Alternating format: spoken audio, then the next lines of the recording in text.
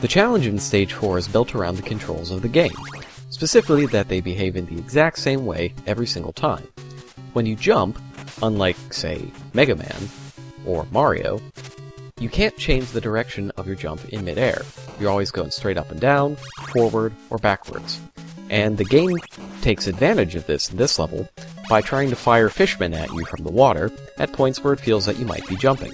This is especially relevant in situations such as this, where there is a lot of water and not a lot of room to stand on.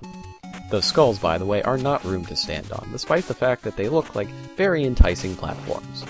Speaking of enticing platforms, in the middle of the ceiling is considered an enticing platform if you're a fishman, but fortunately the game handles that situation in a predictable way every time, so you're not really going to get blindsided by it. This level's actually very short. The jumping segment is already over, and now we're moving into the whipping segment. Once again, whipping works the same way every single time. You whip, there's a brief delay before you can whip again. So timing is of the essence, as these fleamen are airlifted in by eagles.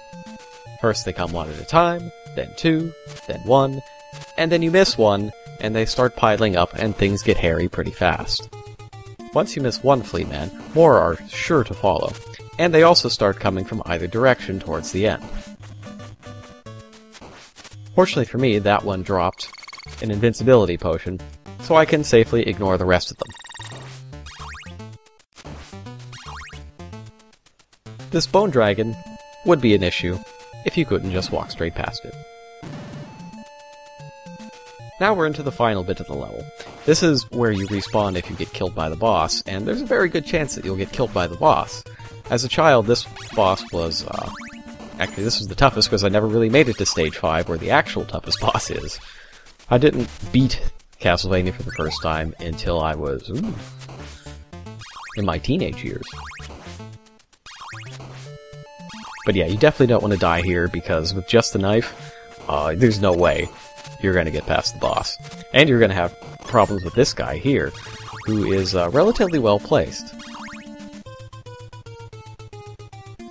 The boss of Stage 4 is the monster. It's not the fleaman on the monster's back, who's basically Igor. He, if you hit him, it doesn't actually stop the boss at all. It just stuns Igor for a bit to stop him from moving. And the end result is that you have Igor flying around, shooting fireballs at you, which you have to dodge, while the monster menaces slowly forward. It's a fight you have to finish incredibly quickly, or else face the wrath.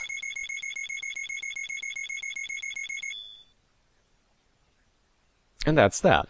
Stage 4 is very short, but it's extremely action-packed. I actually really like it a lot more than the following stage, in which nothing of interest happens. Except that you get immediately ambushed by fleamen.